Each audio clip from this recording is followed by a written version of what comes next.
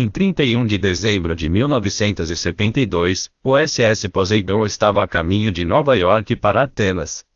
Seria a última viagem do navio com o transatlântico, programado para ser retirado e desmontado para sucata após atracar na Grécia. No entanto, antes que o navio pudesse chegar ao seu destino final, um terremoto submarino causaria um grave acidente que mudaria o destino do navio e de quase todos os passageiros e tripulantes a bordo. O SS Poseidon começou a vida em 1937 como o RMS Atlantis, um transatlântico britânico de cerca de 73 milhões de quilos ou 81 mil toneladas. Com 3 funis e 4 parafusos, era frequentemente comparado ao RMS William Mary, que foi construído na mesma época. Ambos eram grandes oceanos britânicos, navios destinados a competir com superliners franceses e alemães no período entre as duas guerras mundiais. Depois da Segunda Guerra Mundial, porém, menos pessoas estavam interessadas em reservar viagens em um transatlântico. A companhia aérea, a indústria estava decolando e, à medida que a tecnologia se desenvolvia, tornava-se não apenas mais rápido, mas também mais econômico voar em vez de viajar por mar. Eventualmente o RMS Atlantis foi adquirido por um consórcio de linhas de cruzeiros que mudou seu nome para Poseidon, um empreendimento que eles previram que renderia até 125 milhões de dólares nas bilheterias. Infelizmente foi rapidamente determinado, e não havia demanda suficiente para reter o revestimento envelhecido e foi decidido que ele deveria ser descartado. Bilhetes para a última viagem do navio vendeu razoavelmente bem. Partindo logo após o Natal, os passageiros seriam navegando durante o período do Ano Novo e chegando a Atenas no início de 1973. Enquanto os passageiros desfrutavam da linha de cruzeiros da última viagem do Poseidon, os funcionários estavam ansiosos para concluir a viagem o mais rápido possível. Isso foi a fonte de alguma tensão entre a linha de cruzeiro e a tripulação do navio. Por exemplo, o capitão Harrison queria colocar lastro antes da partida, mas foi rejeitado porque carregar lastro suficiente causaria um atraso significativo. A falta de lastro provou ser um problema quando o navio encontrou mau tempo no caminho. Em vários pontos durante a viagem ondas enormes causaram listagem severa, resultando em uma onda de enjoo entre os passageiros. Mais uma vez, o capitão Harrison argumentou que o navio deveria parar para receber lastro de água, mas novamente ele foi rejeitado pelos representantes da empresa. O Poseidon já estava atrasado e eles não podiam manter a equipe de demolição em Atenas esperando mais do que o necessário. Por isso o Poseidon prosseguiu sem lastro. Isso deixou o navio em uma posição precária. O lastro era pesado. Em condições normais, isso não seria um problema, mas em clima severo, isso pode levar a graus perigosos de inclinação. Enquanto os passageiros ficaram perturbados com o papel indutor de enjoo do navio, não houve preocupação indevida com a aproximação da véspera de Ano Novo. Passageiros e tripulação reuniram-se no grande salão de baile do navio para comemorar o advento de 1973 com bebidas e dança no jantar. No entanto, foi no auge desta celebração que aconteceu o desastre. Um enorme terremoto submarino foi registrado a noroeste de Creta, durando 42 segundos, seguido por um único e breve tremor secundário. Este violento evento sísmico criou um tsunami que atingiu o navio poucos segundos depois da meia-noite. O capitão Harrison recebeu alguns minutos aviso da onda que se aproximava e usou esse tempo para fechar portas estanques, virar o navio totalmente para a esquerda, despachar um pedido de socorro e ativar alarmes em todo o navio. Antes que ele pudesse tomar qualquer outra ação, embora a onda impactou a lateral do navio, matando instantaneamente o capitão Harrison e todos os outros na ponte. Neste momento, a grande maioria dos passageiros e tripulantes foram reunidos no salão de baile.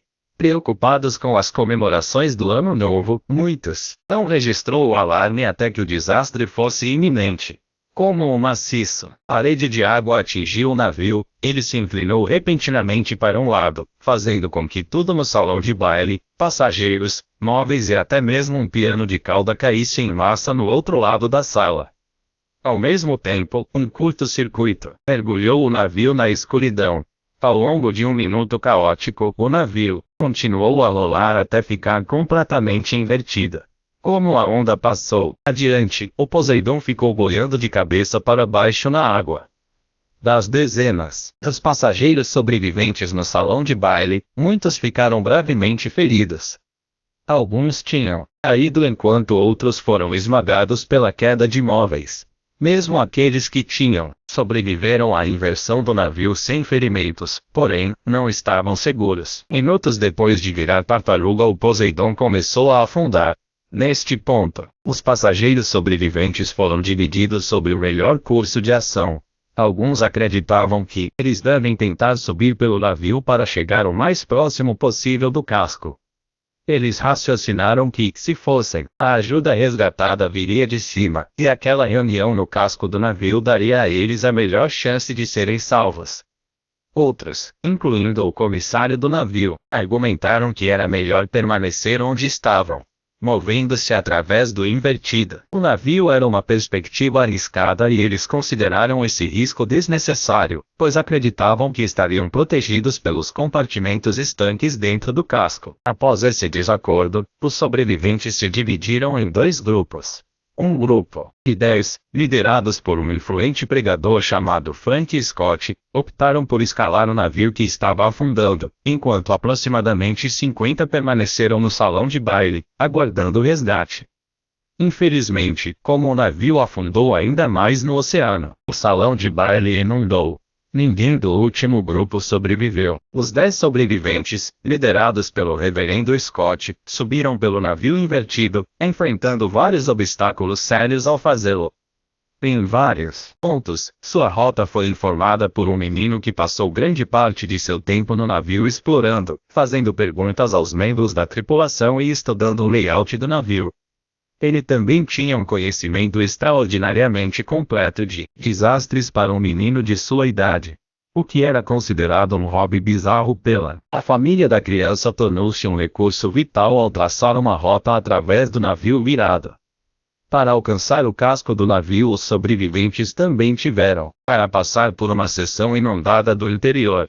Em outro surpreendente, por coincidência, um deles era um nadador competitivo aposentado e foi capaz de guiar os outros enquanto nadavam pelo compartimento inundado. Graças à coleção única de conhecimento, experiência e intuição entre os sobreviventes, eles conseguiram chegar com sucesso à sala de máquinas na parte traseira do Poseidon, onde o casco era mais fino. Apesar de inexplicavelmente parando por 15 minutos para procurar comida em um ponto, eles permaneceram à frente da água que subia. Infelizmente, durante a difícil subida pelo navio, os sobreviventes sofreram várias baixas. 3 sobreviventes perderam seus vivos em quedas acidentais, enquanto um quarto sofreu uma emergência médica e faleceu antes de chegar à casa de máquinas. Isso deixou 6 sobreviventes que chegaram à casa das máquinas após uma longa e cinematográfica viagem pelos corredores invertidos e respiradouros do navio. Eles chegaram bem a tempo quando os socorristas cortaram através do casco e puxou-os para a segurança. Eles foram os únicos sobreviventes de o naufrágio do SS Poseidon.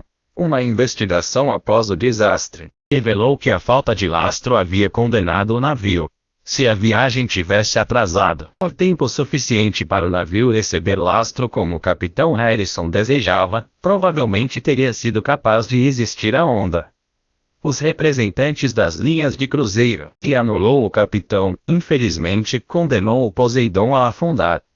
Apesar disso, parece que poucas lições foram aprendidas com o desastre. Além disso, desastres quase idênticos ocorreram em 2005 e 2006 a bordo de navios também chamados de Poseidon.